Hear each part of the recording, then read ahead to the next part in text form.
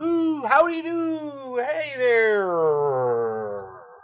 This is the first beer of the day. I found. Let's start big, right? This is a Stone RuinTEN IPA. So let me pop it here, and then I will read from their website.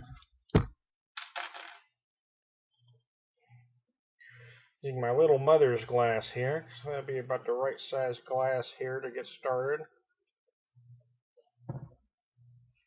Oh, holy crap! The bottle says, a stage dive into a mosh pit of hops.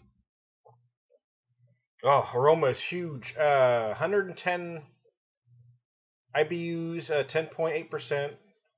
Release date was June 17th of 2013. It just now got to my neighborhood. In fact, I'd been looking all week, and I just found it yesterday. We first released this decidedly indelicate beer in 2012 as Stone Ruination 10th Anniversary IPA to celebrate the 10th anniversary of our belovedly bitter Stone Ruination IPA. Stone Ruin 10 IPA uses the same recklessly hoppy recipe as the 2012 release. Only the name has changed. So this is basically the same beer as the 10th Anniversary Ruination. It was brought by popular demand. Only the name has changed as we plan to unleash this belligerently delicious hop monster upon the public annually from now on. We packed a whopping count them, 1, 2, 3, 4, 5 pounds of hops into each barrel and cranked up the ABV to stand up to the hop onslaught. The results are glorious, and we know you will rejoice in this audacious gem of hoppy splendor once again. You're welcome. Well, there you go. How about that? Okay, that's from the folks at Stone. So let's see. I did have about 2 bottles of the 10th anniversary Ruination last year. Will I be able to remember if it tasted just like that? No, absolutely not. Oh, holy crap. Wow. Huge. Wow. Big pine, big citrus, as you expect from a beer like this. Very resinous. Holy crap. I did do 2 videos for it last year, so I imagine I will compare at some point to see. But I didn't want to check them before. I never like to check tasting notes. I always look at before I do any kind of beer video, I try to look up the brewer's website, but I never look at reviews because I don't want to be influenced anyway. I don't do that kind of research because I want it to be surprised, and then I'll check later to see, if other folks saw the same thing that I do. And quite frankly, I don't put any stock into websites like Rate Beer and Beer Advocate. I think they're absolutely ridiculous. I'm surprised how many people, though, you talk about a beer, the first thing you do is look at Rate Beer and Beer Advocate to see what other people thought. It's ridiculous. But I mean, you you make the assumption that you're taking advice from experts, but you're really not. The sites are absolutely ridiculous. I have a few good beer friends on various internet sites, and those are the folks that I listen to.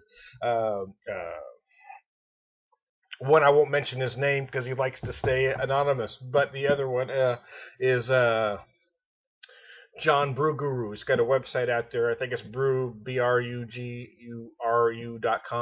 And if you really want some of the best, or in my opinion, the most comprehensive beer reviews online, bruguru.com is the best place to go. I don't want to run this video too long, but I am going to run it for the duration of this particular small glass of beer, whether it runs, 5 minutes or 10 minutes or even 15. I'm hoping 10, but because I want to see how the character of this beer changes as we go. I popped it. I had a slight chill on it at about 40 degrees ish, somewhere in that neighborhood, because I want to start a little colder, see what refreshing qualities had. Generally speaking, beers like this will get more viscous as they warm, so I wanted to start with a little chill and just kind of gradually let it warm up.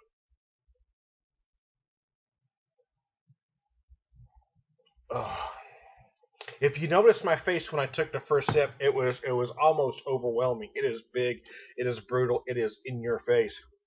But then as you drink a little more of it, as it continues to take over your palate, the flavors really start to melt together, and you think, oh, it's one of, again, I guess what I'm trying to say is it just grows on you. It just feels better the more you drink. Almost like eating, spicy food, good spicy Mexican or Thai food. You take that first bite, sometimes you go, whoa, but you just can't quit eating. And that's kind of what this beer is. It's that one thing that just overwhelms you at first, but then, your curiosity and intrigue make you keep going and keep drinking. And that's what this beer does to you.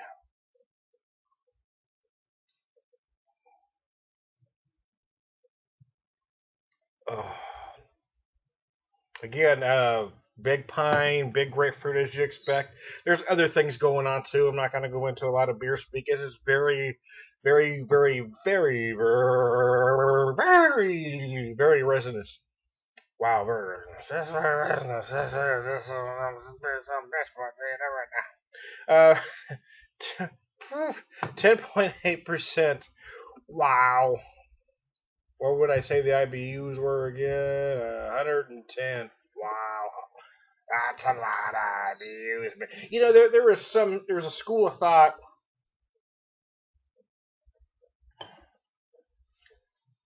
How many IBUs can the palate actually taste? So I mean, there is definitely the school of thought that says 110 is ridiculous. I don't know. I don't know. I mean, I just don't know. I've tasted some beers at 80 IBUs and some like this at 110. I mean, I definitely see a difference.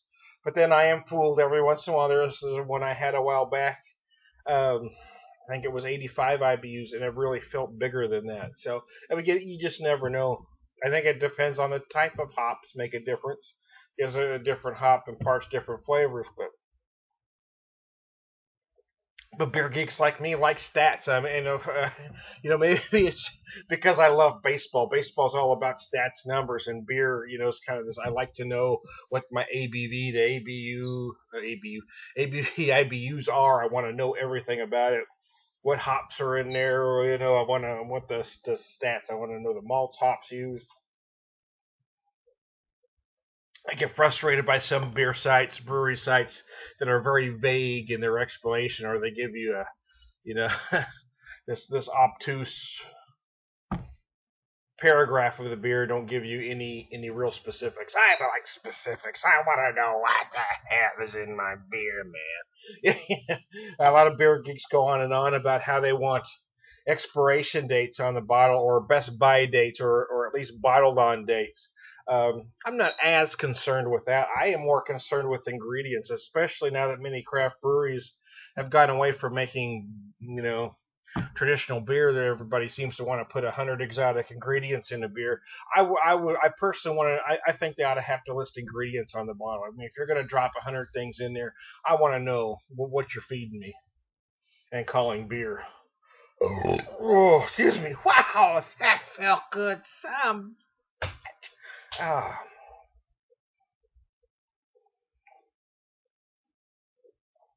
So, right though, I am going to have another one later, but I'm going to stop this video when this one's done because I've talked long enough. It does get a little more viscous. Viscous, that's my word for the day. Viscous, viscous, viscous, viscous, viscous, viscous. It gets more viscous the more you go. Um, Sometimes beers like these, the malt tends to get more prevalent as you go. I am tasting more malt, but the hops aren't decreasing any either. It is big. It is an onslaught. It is a stage dive into a mosh pit of hops, as the Bible says. They're not lying, man. Holy crap, there we go. So, in conclusion, I don't know how many ounces that was. I was probably, what do you think I poured? 22 ounce bottle. I think I poured about 8 ounces in there.